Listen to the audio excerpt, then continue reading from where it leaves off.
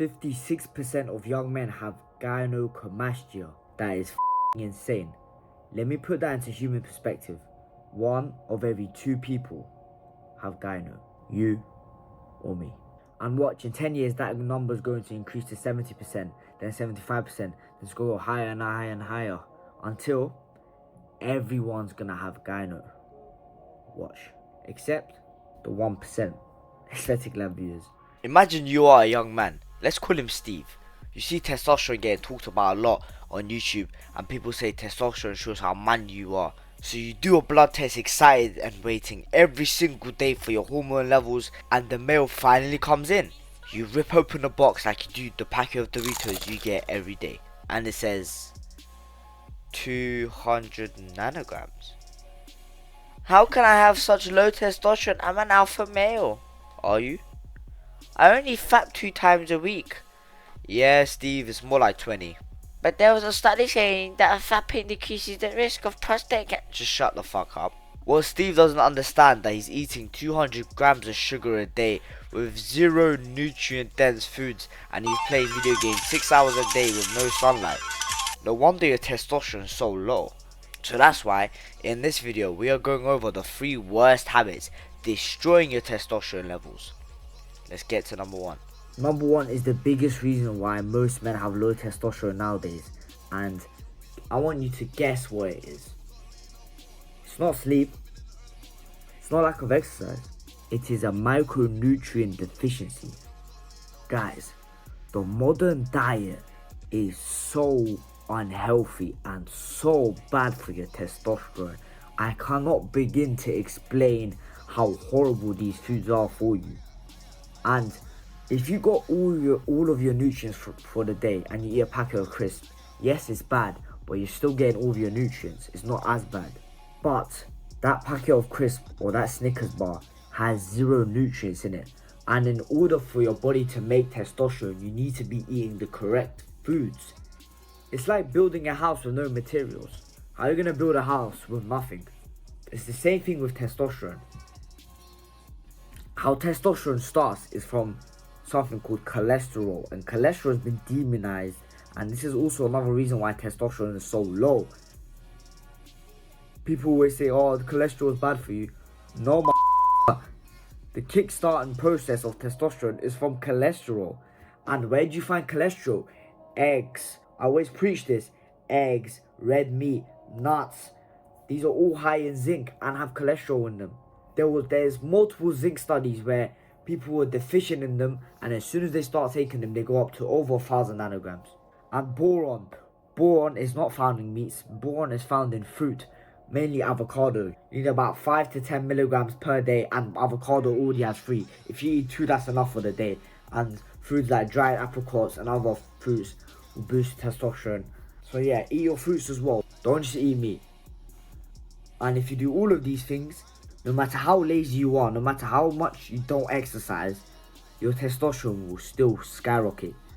Because most of the time you are deficient in these nutrients, especially with the modern diet. And there's always going to be that one guy, oh, zinc doesn't increase testosterone only if you're deficient in it. Yeah, you're just fucking pointing out the obvious. The reason why I recommend zinc is not because it gives some magic increase in testosterone. No, nearly the entire population is deficient in zinc. So nearly everyone will see a bigger increase in testosterone if they get their zinc back to normal levels. Yes, obviously vitamins and minerals are not going to give you a magic increase like 400% or something, but it will bring your test back to where it should be. Number 3 is constantly being stressed. Maybe you went through something traumatic, you're walking down school and there's someone that comes next to you, you're getting anxiety, you're getting panicky because you remember that time where your dad beat your ass or your mum smacked your face with a slipper. That stress you get from any kind of situation will increase something called cortisol. And cortisol is also a hormone.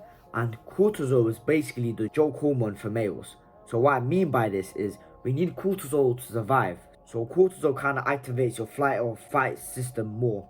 And you need it to some extent, but your body already produces enough cortisol. We're trying to lower it as much as we can because cortisol and testosterone have this opposite effect where when cortisol goes up, testosterone goes down.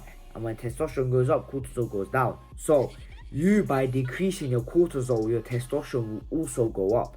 And how do you not constantly be stressed? Maybe go out with your friends, socialize, go to a club, eat carbs. Carbs decrease cortisol a lot. Don't work out fasted. I used to do this and I found out if you work out fasted, your cortisol goes so high. So make sure you eat some carbs before. Doesn't have to be massive, just eat some fruits. Laugh, watch some funny shows. Sleep more. If you're sleep deprived, you're gonna be constantly stressed. And cortisol and testosterone have this opposite effect where when cortisol goes up, testosterone goes down, and when testosterone goes up, cortisol goes down. And if you decrease cortisol, you increase your testosterone. Maybe you have high cortisol because you went through something traumatic, or you have poor mental health. The best thing you could do is get your mental health better.